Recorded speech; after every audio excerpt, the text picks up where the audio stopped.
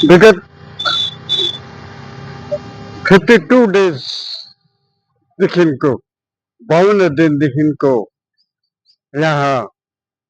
सारा संसारको प्रत्येक राष्ट्रको बौद्ध समुदायहरू यहाँ उपस्थित भएर भन्तेहरू लामाहरू देश विदेशका जति पनि बौद्ध लामागणहरू छन् उहाँहरू यस जग्गामा आएर एउटा यहाँको सरकार र यहाँको महाबोधि सोसाइटीसित एउटा वार्ता गर्न चाहन्छ, एउटा निवेदन गर्न चाहन्छ कि बौद्धको जुन चाहिँ महाबोधि कोष जुन चाहिँ छ त्यसलाई बौद्धहरूलाई नै समर्पित गरिदिनुहोस् भन्ने जुन चाहिँ छ। ब्राह्मण हिन्दू भाइहरूले विगत 100 वर्षदेखि पनि बेसी जुन चाहिँ महाबोधि मन्दिरलाई जुन चाहिँ कब्जाएर राखेको छ उहाँहरूको सञ्चालनमा छ, यो झट्टै भन्दा झट्टै बुद्धिस्ट सम्प्रदाय र बुद्धिस्ट मान्ने जुन चाहिँ धर्म सङ्घहरू छ उहाँहरूलाई नै सुम्पिदियोस् भनेर महाबोधि सोसाइटी जो वर्तमानमा बिहार सरकारको काखमा बिहारमा बुद्धगयामा बसेर जुन चाहिँ उहाँले एउटा कब्जाएर राखेको जस्तो छ त्यस कुरोलाई चाहिँ बौद्धहरूलाई नै सुम्पिदिनुहोस् भन्ने निवेदन छ। उहाँको आन्दोलन उहाँको प्रस्तावहरू 52 दिन भइसक्यो तर अहिलेसम्म सरकारको कुनै किसिमको केही हस्तक्षेपहरू देखिएको छैन र पनि जे होस् बाबा साहेब डॉक्टर भीमराव अम्बेडकर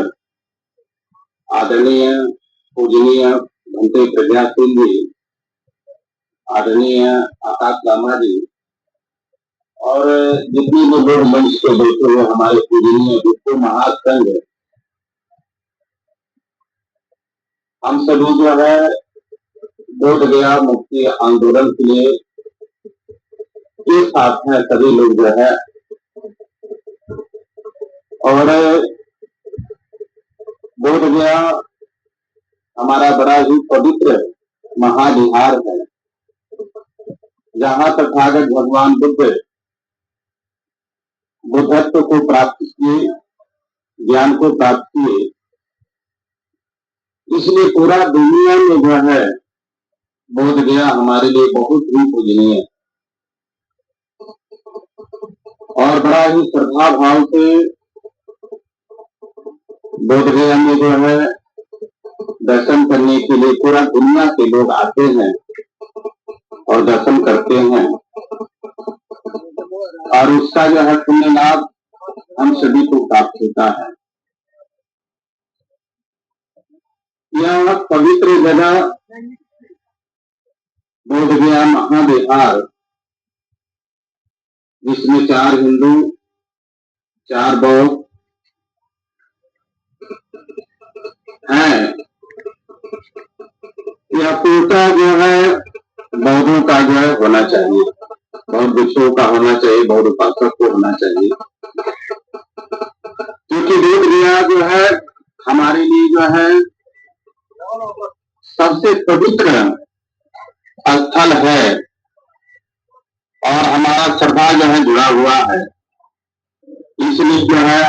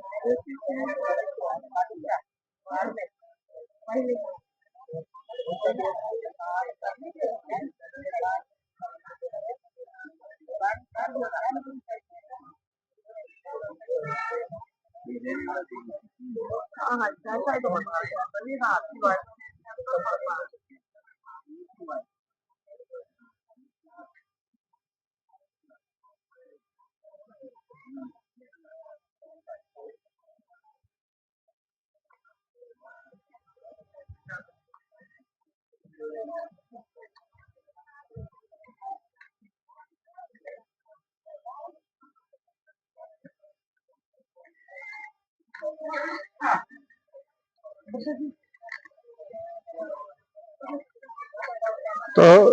यहाँ हेर्नुहोस्, धर्मप्रति सम्प्रेत, बौद्ध धर्मप्रति सम्प्रेत यहाँ विभिन्न जग्गाबाट यहाँ पाल्नु भएर आन्दोलन स्वरूप मुक्ति आन्दोलनको लागि यहाँहरू कतिपय दिनहरूदेखिको व्यतीत गरिरहेछ आफ्नो घर द्वार छोडेर। त यस्तो कुरोहरू पनि सोचेर यहाँको प्रशासनले एउटा करुणाको भाव राखेर निश्चय नै उहाँहरूले यो महान जुन चाहिँ बोधि ट्रस्ट छ उहाँहरूले